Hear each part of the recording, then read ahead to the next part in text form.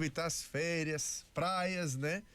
E as altas temperaturas do período, mas essa alegria pode e pede, né, uma atenção especial na proteção contra os raios solares. A campanha Dezembro Laranja alerta para as necessidades de cuidados redobrados para combater o câncer de pele, o tipo mais frequente no mundo, que responde por 33% de todos os diagnósticos da doença no Brasil.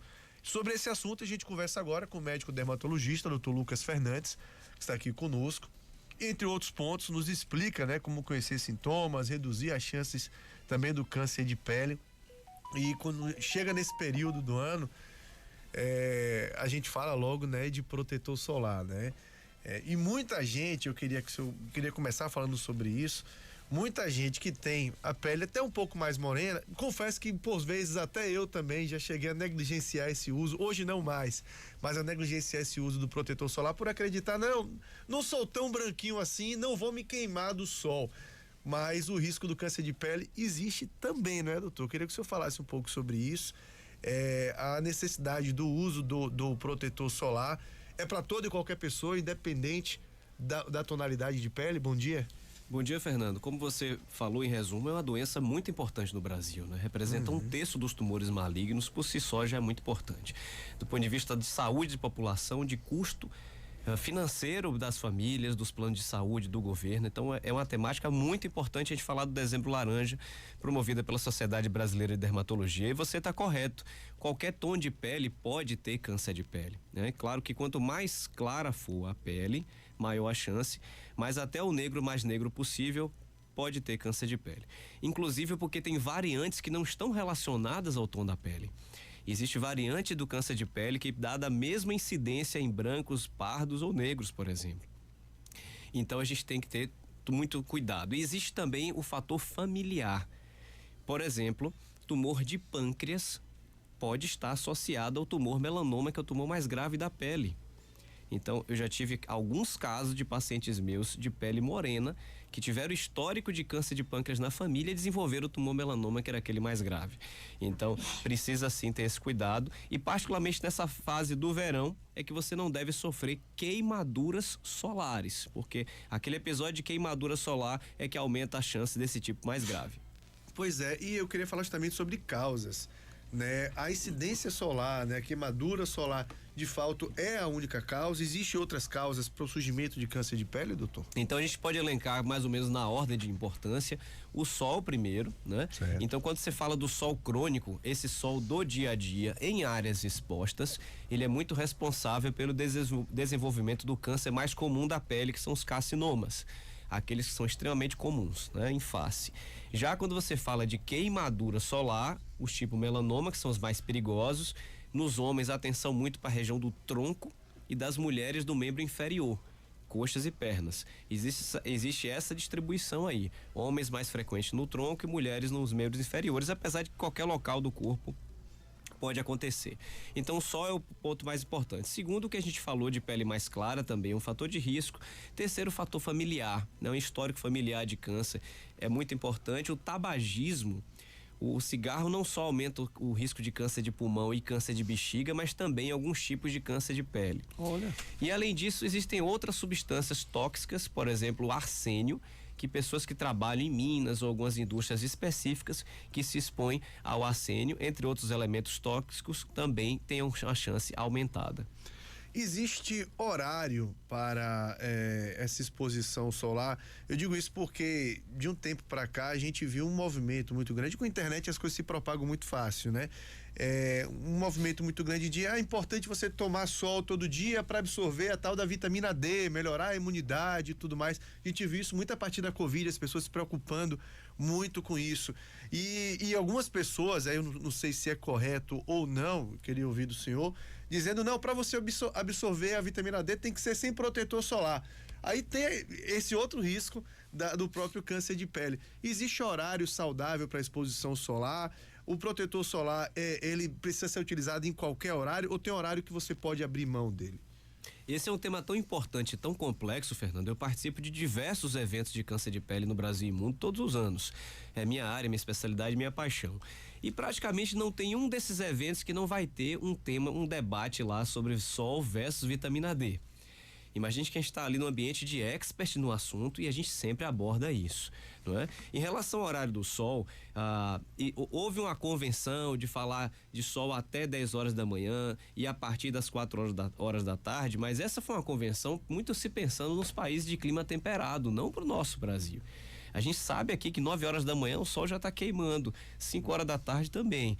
Então a gente tem como parâmetro muito a sensação de ardor na pele. Você não deve sentir a pele arder. Se ela está ardendo ao sol, você já está tendo algum risco pelo nível de ultravioleta. A vitamina D é crucial para a nossa saúde, né? Para a questão óssea. O sol também tem outros fatores importantes, como a questão do humor também. E no final das contas, a abordagem vai ser individualizada. A gente vai ter um paciente que tem um risco baixo de câncer de pele, levando em conta aqueles outros fatores que a gente falou, que a gente tem uma liberdade maior para esse paciente tomar sol. E a gente vai ter um caso de um paciente extremo, isso é uma exceção, paciente com histórico de câncer melanoma importante, com a pele muito clara, aquele paciente de extremo risco que a gente pede para realmente ter cuidado com o sol e suplementar a vitamina D, não é? Então, no final das contas, não tem receita de bolo, a gente faz uma abordagem individualizada. Mas de uma maneira geral, que é o que eu falo para todo mundo, se está ardendo a pele com o sol, precisa ter cuidado. E o bronze? Existe bronze saudável? Porque agora também vem aquelas mulheres que querem deixar a marca do biquíni, que querem é normal a gente chegar na praia ou na piscina e ver ali uma mulher que ficou 2, 3 horas ali exposta ao sol, deitada, porque quer pegar aquele bronze, né? Homens também, mas mulheres geralmente têm mais esse interesse em pegar esse bronze. É saudável aquilo, doutor? Dá para fazer com segurança ou o bronze ele não chega a ser saudável? A gente precisa sempre colocar o filtro cultural, né? A gente sabe que o bronzeamento é algo cultural no país, a gente vive num país tropical, onde tem muita praia, onde a gente faz isso. Então a gente não pode condenar que as pessoas se bronzeiem, mas a gente precisa ter cuidado em alguns grupos específicos, né? Então pessoas de pele muito clara precisa ter muito cuidado e a gente tem que ver muito qual o método de bronzeamento que essa pessoa está fazendo. Aquelas câmeras de bronzeamento artificial com lâmpadas, elas são proibidas porque elas são de fato grandes causadoras de tumor melanoma. Para você ter uma ideia, em um estudo, Fernando, isso é na população branca americana, né, que são anglo-saxões, não é a população branca brasileira e hispânica, mas na população branca americana, apenas 5 sessões de bronzeamento artificial em câmera dobra o risco de tumor melanoma. Nossa. Que é aquele grave que pode causar metástase. Então isso é muito significativo e uma evidência muito forte. O Brasil foi um dos pioneiros no mundo em proibir o bronzeamento por câmera artificial, mas a coisa acontece. Eu alerto que você deve evitar o bronzeamento por luz. Já os bronzeamentos do tipo em laje, por fita, que são bronzeamentos estimulados, eles têm um efeito quantitativo, então não é assim tão grave quanto da câmera artificial. O que a gente pede é moderação, a gente pede bom senso, levando em conta o histórico familiar e o tom da pele desse paciente, mas sempre, na dúvida, vai em pequena dose. E o protetor solar nesses casos também, porque tem gente que pensa, vou bronzear, então não vou botar o protetor solar. É necessário utilizar também na hora que vai fazer o bronzeamento natural, com a luz solar natural? Sim, porque a luz do sol ela é um grande espectro, né? Quando você toma sol, você está sendo atingido tanto pela luz visível, né? Que é aquelas cores que a gente enxerga de todo aquele espectro do arco-íris. A gente é atingido também pelo infravermelho, que é o calor, e a gente é atingido também pelo ultravioleta, que é a fração que pode causar dano ao DNA da pele e levar ao câncer de pele. Então, quando você utiliza o protetor solar, o foco do filtro solar é o bloqueio do ultravioleta. Ele não bloqueia completamente a luz visível, o infravermelho. Então, é possível sim você ter um bronzeamento, um escurecimento da pele desejado, mesmo aplicando filtro solar. Porém, você está mais protegido para aquelas frações perigosas de ultravioleta.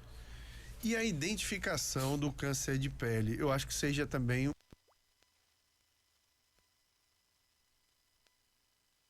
há uma suspeita do paciente para ele procurar o dermatologista, pode acontecer de a gente ter um tempo prolongado, né? Tem um sinal ali e vai levando, acha que é coisa de nascença, natural, surgiu aqui, mas não tem problema.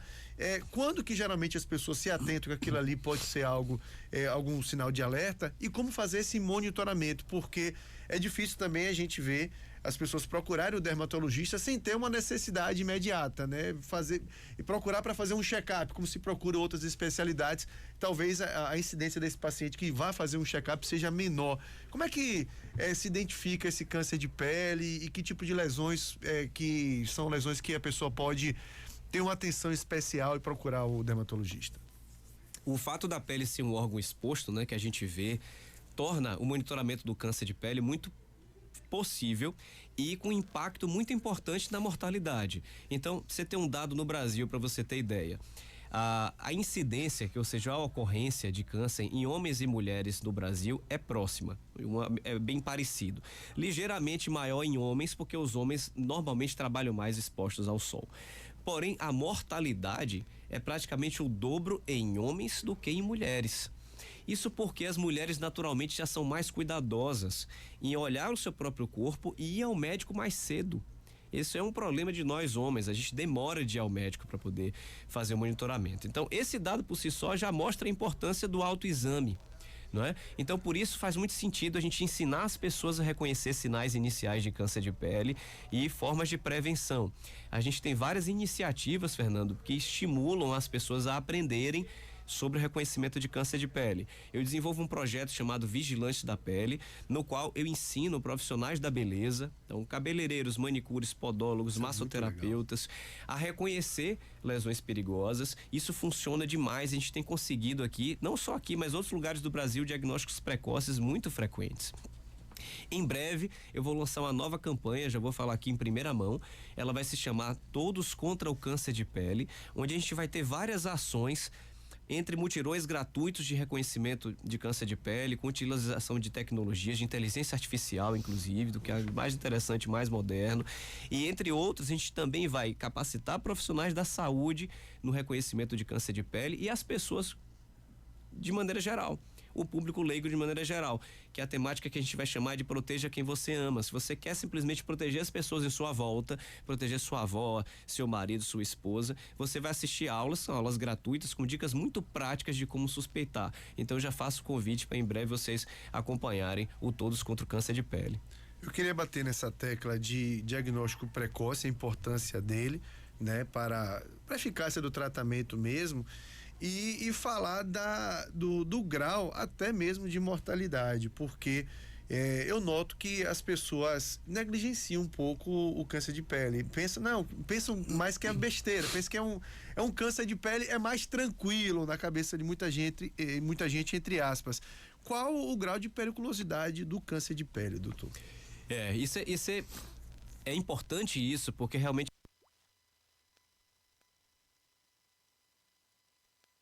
cabra e vaca. São dois bichos que podem estar no mesmo pasto comendo juntos, mas são bichos bem diferentes um do outro, né? Então, quando a gente fala de tumores melanoma, são tumores muito perigosos, entre os mais graves de todo o corpo humano. Já quando você fala de tumores não melanoma, alguns tipos deles são realmente mais tranquilos, onde a gente simplesmente opera o paciente ficar curado. Então, isso gera uma confusão muito ruim, não é? Porque para alguns, o câncer de pele é algo tranquilo que pode dar tempo, que não vai matar, mas mata e mata muito. Porque o tumor melanoma ele causa metástase relativamente precoce.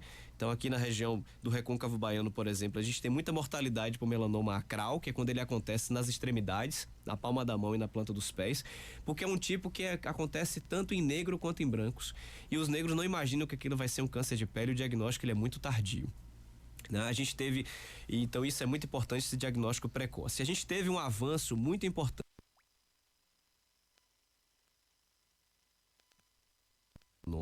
que até 10 anos atrás não tinham o que se fazer, né? Não tinham o que fazer, as quimioterapias tradicionais não respondiam, e com base num trabalho que veio a dupla, o americano e o japonês vieram a ganhar o prêmio Nobel de Medicina, foi descoberta a imunoterapia, que é um tratamento onde você estimula o sistema imunológico do paciente a reconhecer aquela doença e atacar. E hoje a gente consegue, um percentual desses pacientes com doença metastática, a gente consegue curar.